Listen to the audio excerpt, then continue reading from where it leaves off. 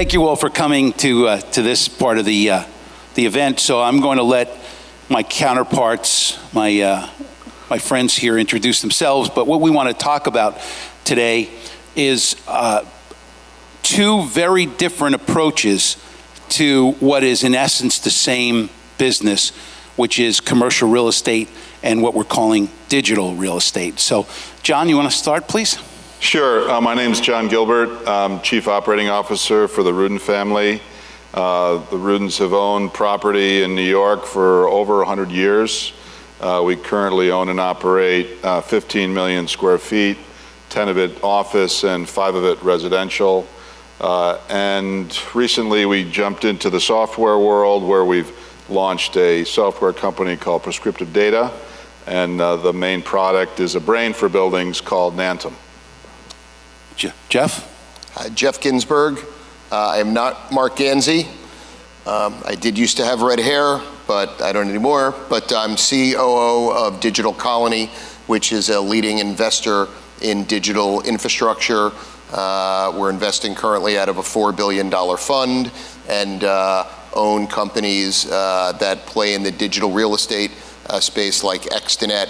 And we recently announced last year and will be closing, hopefully, pending some final approvals on the acquisition of Zayo. So very active in the space, have been for many years, and happy to be here. Thank you, guys. So as Eric mentioned, I'm Rich Berliner. I'm the publisher and CEO of Connected Real Estate Magazine. Our company is called 5th Gen Media, and we are a digital media company, and our flagship is the Connected Real Estate Magazine. So we were part of this event. The fellows from TMC were kind enough to include us in this event, and it's been just an absolute fantastic venue for us, and I couldn't be happier. So thank you to the TMC team, Dave Gonzalez and the rest of the folks at TMC.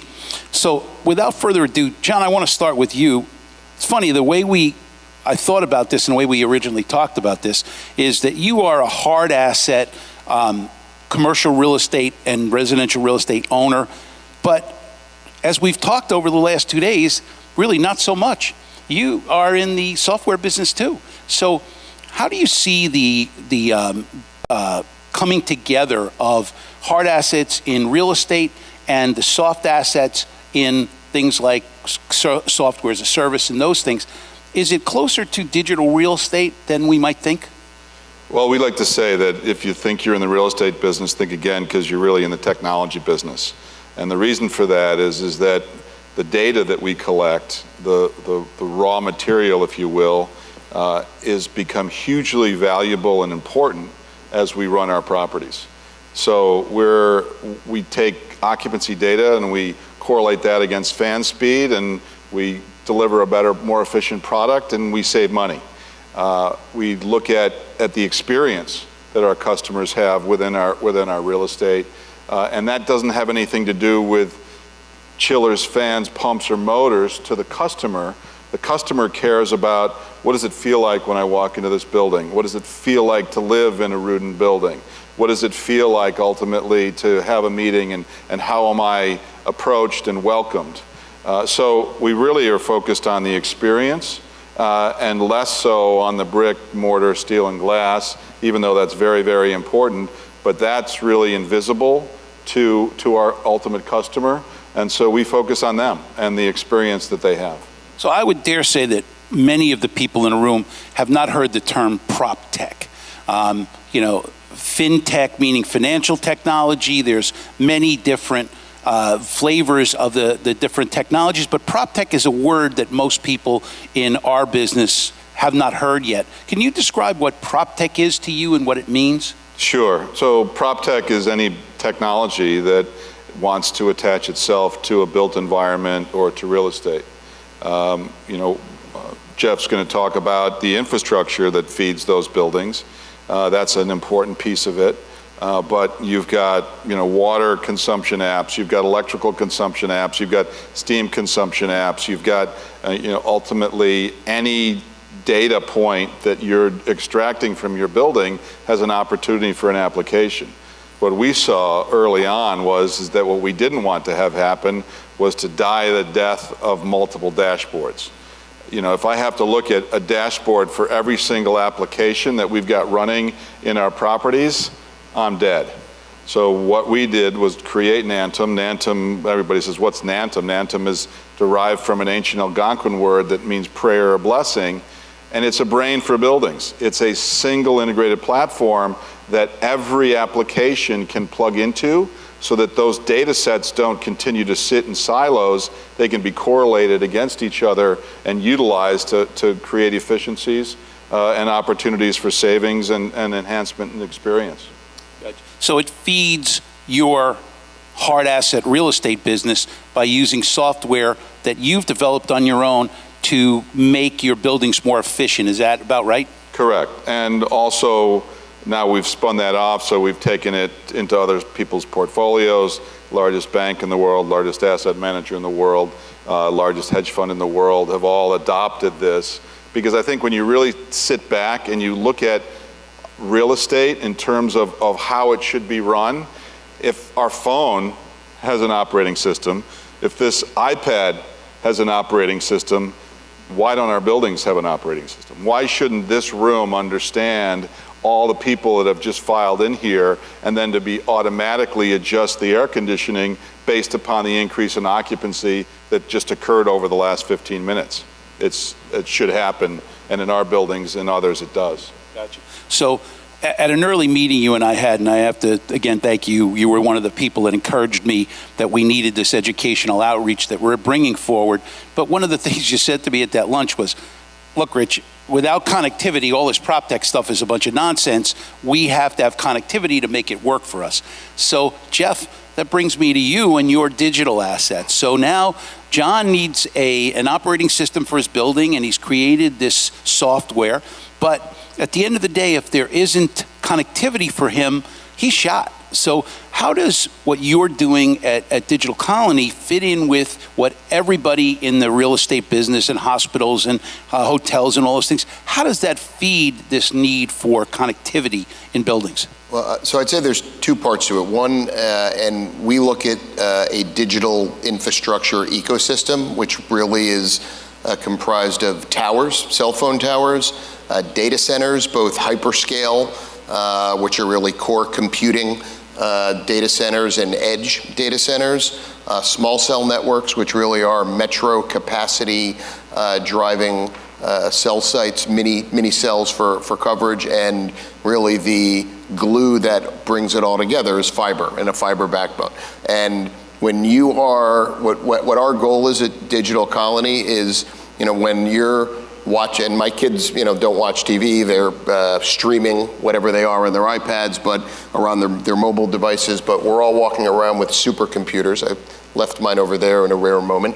But literally, when you are making a call, streaming a video, it is touching likely something that we own, whether it's going over a tower that Verizon is on, going into a data center where content is stored and served up, or traversing on a small cell network. So all of the applications and software and content rides on digital infrastructure, which is incredibly important and rooted in traditional real estate. So, a tower is a real estate asset. You have either own the land or you have a long-term lease, you have entitlements, you have zoning, you enter into leases with tenants that happen to be really high credit and sign really long-term leases.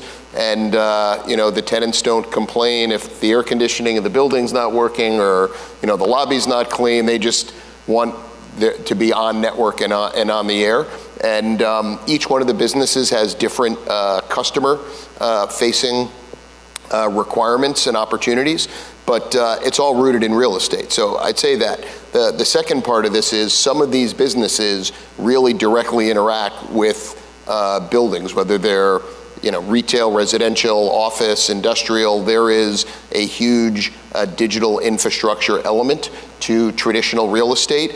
John and Rudin had pioneered that back from the original 55 Broad Street in Manhattan. And we get very involved in that. And, I had a company 25 years ago that leased the rooftop. Then you went into wiring the riser, and we were joking before, now there's enough fiber and broadband capacity in the metro areas where the promise of the lit building and the smart building can finally really come to fruition, which is very exciting. So really, it's about bringing choices to your tenants, bringing diversity, and then letting sort of the application development sort of take its natural course. And so where we come in is just to have that infrastructure and work with landlords and help fund it and design it and bring it there. But where that enables the magic, I guess is what I'd say. So we did a story in our magazine about the CEO of your company, Mark Ganzi, and I take credit, I named this one, a top of the world and under your feet. Yeah. So bottom line is that's kind of an accurate picture that from the top of the tower to the underground fiber and the data center that might be an edge data center, we're really getting closer and closer and closer. So the old saying, there's no wireless without wires, really applies to you specifically. Well, definitely. And listen, wireless deployments and, whether it's CBRS, LTE, 4G, 5G, like that is all very important, and we believe is ultimately will be the most efficient sort of not last mile, but last foot delivery model. But the fiber network at the core is really, really important, and we've got we keep building and overbuilding, but there does seem to be sort of an endless need for fiber capacity.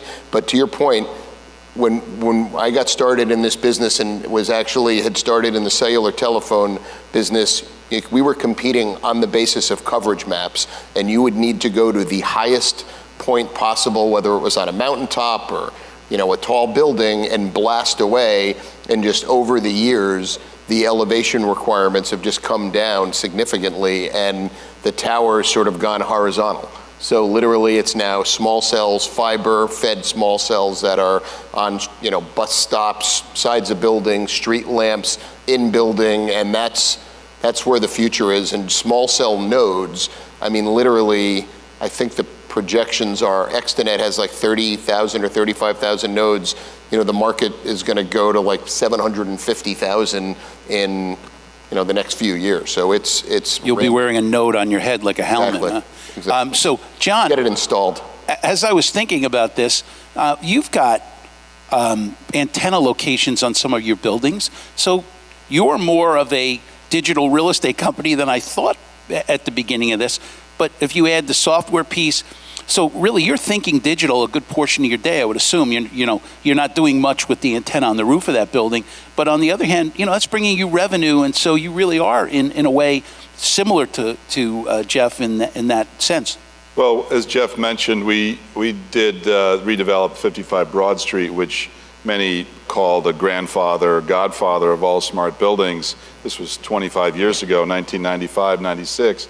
And at that time in our marketing, we said that the real estate moniker of location, location, location will be forever changed to location, bandwidth, location. Because if you can't, you've got a great location, great transportation, but if you can't access those global marketplaces, what good is it? And we own 32 Avenue Americas, which is the old AT&T Long Lines building. It literally was where the internet was born when MCI was trying to push fiber from 60 Hudson into 32 Avenue Americas, and they ran down to the judge in Washington during the big lawsuit and said, hey, Judge, we've got our fiber in 32 Avenue Americas, but AT&T won't let us connect to our network. And the judge said, is that true? And they're like, what are you talking about? And what they had done was, back in the day, to connect these buildings, they actually had vacuum tubes.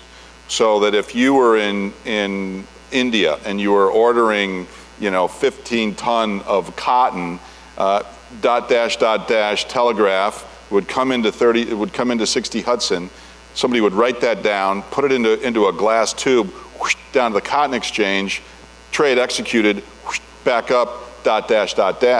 Well, those tubes still exist. And what MCI did was they actually put that fiber through those tubes, and that's when the internet was born. when the judge ruled, hey, they're fibers in 32 Avenue Americas, let them connect. Now that building, we bought that building in 1999. We said, okay, how do we differentiate this new telco building? And this was the original Long Lines building where, in its heyday, 5,000 women would work in it every day, connecting a local operator to a long distance operator and then connecting you to grandma down here in Miami Beach. And now suddenly all of those people have been replaced by machines. So we took over that building and we said, okay, how do we differentiate it? Let's make it the linchpin between broadband wireless and broadband terrestrial. And smart move on our part, because now that rooftop is the most active rooftop in the world in terms of bandwidth going through that. So that to me is digital real estate. That to me is really understanding that you can't have one without the other. You can stack up customers, but unless you're giving them that big pipe or that big wireless, fixed wireless feed, then it's value. You need what Jeff has and you need what I have and what the Rudin family has in order to make that true value. Gotcha. So, Jeff, I don't want to be anyone, just let's keep this to ourselves, but the multiple that you're getting on the digital real estate is a little bit better than the people that are seeing on the hard real estate side. Are you want to tell us about that a little bit? Well, look, I think the cap rates for traditional real estate have been low, and that's sort of the inverse of the multiple. So I think nothing's cheap, I would say, to be sure, but when you think of the growth in computing, in mobile data, and just wireless coverage requirements and capacity requirements, you have this secular growth in revenue and just tenants looking for space, like in the digital world. So the lease up on towers has been very robust for years. And look, there's a Sprint T-Mobile merger will get announced, and then there's uncertainty, and those two companies will take a breather as they figure out, when they go through the approval processes. So it's not, trees don't grow to the sky, but there has been a huge amount of growth. And just even in hyperscale data centers, I think in Ashburn, Virginia, 2 years ago, there was like 200 megawatts of absorption in that market just from a leasing perspective. And this year, it's there's some digestion, so there's not going to be another 200. But if you just look over the arc, the growth in compute, mobile data, and capacity needs is in large part what's driving, I think, a premium on the digital real estate. Because certainly compared to retail, I'll tell you that much. So why do you think that Wall Street and investors are valuing the digital piece so dearly? If you think about it today, I believe that SBA, one of the public tower companies, hit almost $300 a share.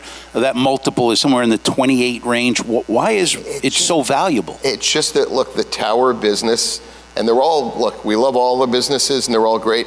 The tower business is like a unicorn business that is the best thing that many people have ever seen business model-wise. I mean, literally, these companies have 65, 70% EBITDA margins, and it's an incredibly efficient business. You just don't, and the tenant leases can be securitized, so there's very, very powerful access to debt financing and securitized financing. There's growth. You've got great customers that are very dynamic. So I just think with any of these Wall Street investments, and just like as more investors become aware, and more pension funds and institutions and foreign capital and sovereign wealth funds, and so you just have new investor classes becoming aware of some of these types of businesses and just piling in. And I mean, I literally had a email dialogue with one of my colleagues today, and we're like, God, I don't think cap rates on data centers can go any lower, and he's in Asia, and so I won't be seeing him immediately next week, but he is saying that there's all these foreign investors really just seeking investment and exposure to, and again, hyperscale data centers, your customers are Google, Facebook, Microsoft, Apple. I mean, you can't get much better than that. But I think, Rich, that's all about cloud computing, right? And the huge expansion of devices. As we look at our buildings, you know, I can take a building, 2 million square foot building, maybe I have 1,000 sensors. You know, as we look at CBRS and the ability to expand that marketplace, I can see that 1,000 go into 3,000, 4,000. Easy, just little sensors that are grabbing data, but they need a place to ultimately store that data, and that growth curve is unbelievable. It's the cloud, and by the way, just the connected devices, and I think the estimated number of connected devices is literally like I think it's using the T word. I mean, it's like trillions. Yeah. So which we're not there now, but that's just. The growth's unbelievable. With the few minutes we've got left, I'd like to kind of look at your crystal ball, John, starting with you.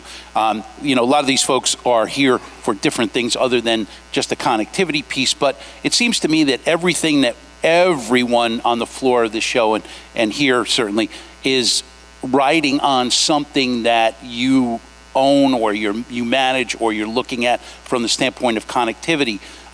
Let us have a little bit of your crystal ball. What do you see going down in the future in terms of how you maximize the opportunities for you with the hard assets and connect that to the connectivity piece? Well, I think if we look at it based upon the human anatomy, buildings have always had a heart. Now they have a brain in terms of Nantum, final frontier, central nervous system. And I see that central nervous system, which ultimately is what Jeff is grabbing and delivering, getting more and more dense. We see more and more sensors, more and more granularity within our buildings because all of that data can be collected, correlated, and then ultimately used tomorrow based upon what we learned today to do a better job running that building and delivering a better product. So I really see that central nervous system getting really, really dense and really, really granular, and ultimately that data allowing us to deliver an amazing product to our customer. That's great. Jeff? So I will completely agree with that and add to it that it will, the densification is irrefutable, but what's really interesting, and it's sort of counter, is that it will densify and move to the edge as well. So there's just a very big, powerful trend towards edge computing, improve latency, improve customer experience, and that's something that we're really focused on. And the question is the edge, you know, is it in a smaller city, not a top 10 city? Is the edge at the base of a cell phone tower somewhere? I mean, it's really very, very interesting, and many customers that we work with think about it differently. But I mean, at all of our cell phone towers 25 years ago, you had, you know, a shelter that was filled with equipment, and today it's like 80% empty because the equipment's so much smaller. You got a server and a router. Yeah, but so like what, you know, there's opportunities there that we're looking at, and so that's my next big thing. So I'm going to thank you both. We're going to have our next guest come up and speak, but thank you both for doing this. I think it's been a great yin and yang to what you both are doing. Thank you. Thanks.